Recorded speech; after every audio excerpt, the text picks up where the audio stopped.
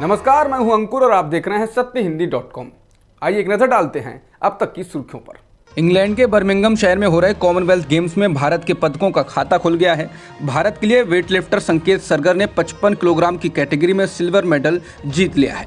Final मुकाबला Malaysia के बिब अनीक और भारत के संकेत सरगर के बीच था, लेकिन बिब अनीक ने मुकाबला अपने नाम का स्वर्ण पदक जीत लिया। इसके अलावा श्रीलंका के दिलांका यादोगे ने कांस्य पदक जीता। महाराष्ट्र के राज्यपाल भगत सिंह कोश्यारी के महाराष्ट्र को लेकर दिए गए बयान के बाद विवाद हो गया है। मुंबई के अंधेरी इलाके में एक चौक के नामकरण समारोह में बोलते हुए राज्यपाल कोश्यारी ने कहा कि कभी कभी मैं यहाँ लोगों से कहता हूँ कि महाराष्ट्र में विशेषकर मुंबई और ठाणे से गुजरातियों को निकाल दो और राजस्थानियों को निकाल दो तो तुम्हारे यहाँ कोई पैसा बचेगा ही नहीं। ये राजधानी जो कहलाती है आर्थिक राजधानी, ये आर्थिक राजधानी कहलाएगी ही नहीं। इसके बाद शिवसेना ने राज्यपाल कोश्यारी के इस बयान का विरोध किया है। शिवसेना सांसद संजय राउत ने ट्वीट करते हुए लिखा है, जैसे ही महाराष्ट्र में बीजेपी के समर्थन से मुख्यमंत्री बने हैं तब से मराठी लोगों का अपमान शुरू हो गया है। ये मेहनती मराठी लोगों का अपमान है। शिवसेना प्रमुख उद्धव ठाकरे ने महाराष्ट्र के राज्यपाल भगत सिंह कोश्यारी के विवादित बयान पर दी गई सफाई को नामंजूर कर दिया है। ठाकरे ने कहा कि कोश्यारी को फौरन यहां से हटाया जाए। ठाकरे ने राज्यपाल पर हिंदुओं को बांटने का आरोप लगाते हुए कहा कि ये टिप्पणी मराठी मानुष और मराठी गौरव का अपमान है।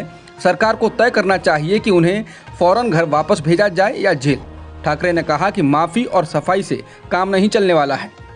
राज्यपाल भगत सिंह कोश्यारी के बयान को लेकर शिवसेना प्रमुख उद्धव ठाकरे ने कहा कि मैं नहीं जानता कि कोश्यारी की स्थिति का सम्मान करने के लिए कब तक चुप रहना है। मैं राज्यपाल पद के बारे में कुछ नहीं कह रहा हूं, लेकिन उस कुर्सी पर बैठे व्यक्ति को उस कुर्सी का सम्मान करना चाहिए। राज्यपाल राष्ट्रपति के संदेश वाहक होते हैं। पूरे देश में राज्यपाल राष्ट्रपति की बात मानते हैं, लेकिन अगर वही राज्यपाल गलतियां करे तो उनके खिलाफ कौन कार्रवाई करेगा? मराठियों और उनके गौरव का अपमान कैसे सहन किया जा सकता है? शिवसेना प्रमुख ने राज्यपाल पर मंदिरों को खोलने की जल्दी का आरोप लगाते हुए कहा कि कोविड के मामले बढ़ रहे थे और लोग मर रहे थे, तब उन्होंने मंदिर खोलने का आदेश दिया था। उद्धव ने यह भी आरोप लगाया कि राज्यपाल ने पूर्व में सावित्रीबाई फुले का अपमान किया था, अब महाराष्ट्र में ही मराठी मानुष का अपमान हो रहा है। राज्यपाल भगत सिंह कोश्यारी के बयान पर विपक्ष के विरोध के बाद मुख्यमंत्री एकनाथ शिंदे ने कहा यह राज्यपाल की व्यक्तिगत टिप्पणी थी और वो इसका समर्थन नहीं करते हैं। शिंदे ने बयान से दूरी बना ली है। उन्होंने कहा कि हम मुंबई पर श्री कोश्यारी के विचार से सहमत नहीं, ये उनका व्यक्तिगत विचार है। उन्होंने अब एक स्पष्टीकरण जारी किया है। वो एक संवैधानिक पद पर हैं और उन्हें इस बात का ध्यान रखना चाहिए कि उनके कार्य दूसरों का अपमान न करें। शिंदे ने कहा कि मराठी समुदाय की कड़ी मेहनत ने मुंबई के विकास और प्रगति में योगदान दिया है। यह अपार संभावनाओं वाला एक महत्वपूर्ण शहर है। पूरे देश को लोगों द्वारा इसे अपना घर बनाने के बावजूद मराठी लोगों ने अपनी पहचान और गौरव को बनाए रखा है और इसका अपमान नहीं किया जाना चाहिए। महाराष्ट्र के राज्यपाल भगत सिंह कोश्यारी के बयान के बाद उन पर चौतरफा हमले हो रहे हैं। शिवसेना के बाद महाराष्ट्र नवनिर्माण सेना के अध्यक्ष राज ठाकरे ने भी उन पर निशाना साधा।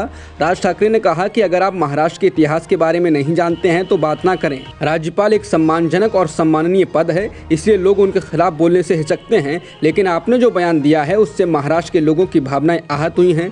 ठाकरे ने कहा कि महाराष्ट्र में मराठी लोग यहाँ मन लगाकर खेती करते हैं और दूसरे राज्यों के लोग भी कारोबार करते हैं और लगातार आ भी रहे हैं। ठाकरे ने कहा कि किसी चुनाव से ठीक पहले इस तरह का बयान बोलकर माहौल खराब ना करें। आप हमें इतने भोले भाले आदमी भी ना समझें। मैं अभी आपको बस इतना ही बताना चाह रहा हूं।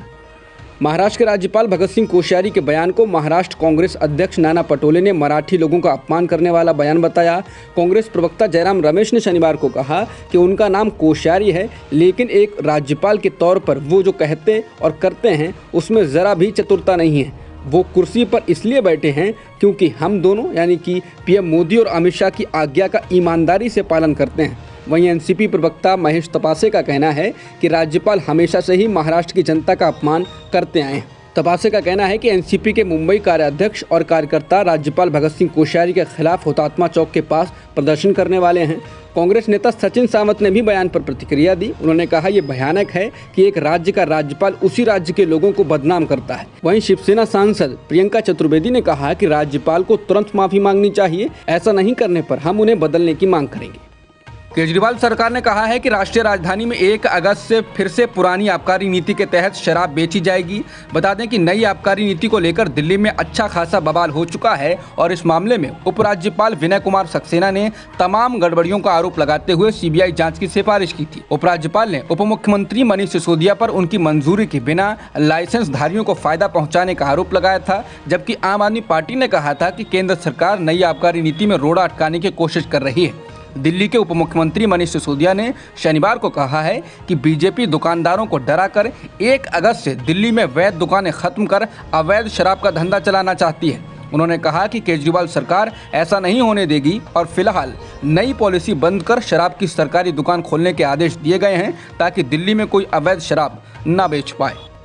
देश भर में बेरोजगारी के खिलाफ आंदोलन का नेतृत्व कर रहे युवा हल्ला बोल के राष्ट्रीय अध्यक्ष अनुपम ने बिहार को लेकर बड़ी घोषणा की है। राजधानी पटना स्थित गांधी संग्रहालय में आयोजित प्रेस वार्ता में अनुपम ने बताया कि 16 अगस्त से 23 सितंबर तक बेरोजगारी के खिलाफ हल्ला बोल यात्रा होगी। महात्मा गांधी की कर्मभूमि चंपारण से यात्रा की शुरुआत के बाद 23 सितंबर को पटना में सम्मेलन के साथ यात्रा का समापन होगा।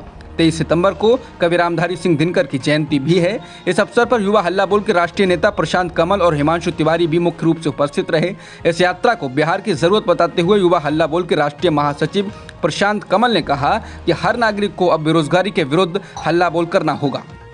कर्नाटक में बीजेपी युवा मोर्चा के नेता प्रवीण नेट्टारू की हत्या के बाद बीजेपी सरकार को अपने ही संगठन के कार्यकर्ताओं और सहयोगी संगठनों के विरोध का सामना करना पड़ रहा है। इसी क्रम में अखिल भारतीय विद्यार्थी परिषद यानी कि ABVP के कार्यकर्ता शनिवार को कर्नाटक के गृह मंत्री अर्गा ज्ञानेंद्र के घर में घुस गए।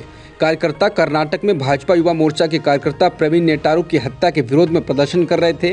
वो आवास के बाहर नारेबाजी करते रहे और बाद में पुलिस को धक्का देकर भीतर घुस गए और हम न्याय चाहते हैं, मंत्री विफल रहे और मंत्री के इस्तीफे की मांग करने वाले नारे लगाने लगे। हालांकि बाद में पुलिस ने उनको बाहर किया।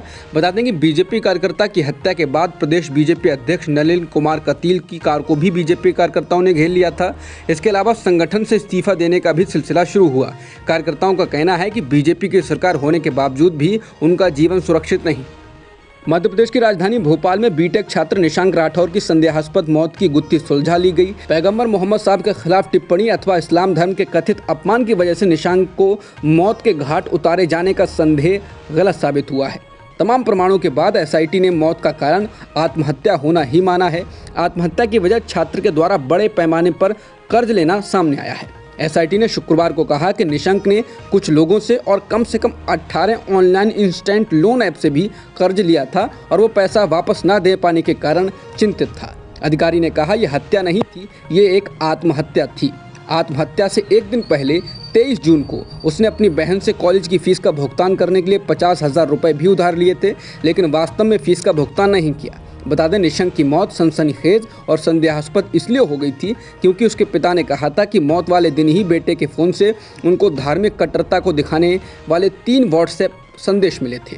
इनमें कहा गया था कि नबी से गुस्ताखी नहीं, राठौर साहब बहुत बहादुर था आपका बेटा और गुस्ताखे नबी की एक सज़ा सिरतन से जुदा।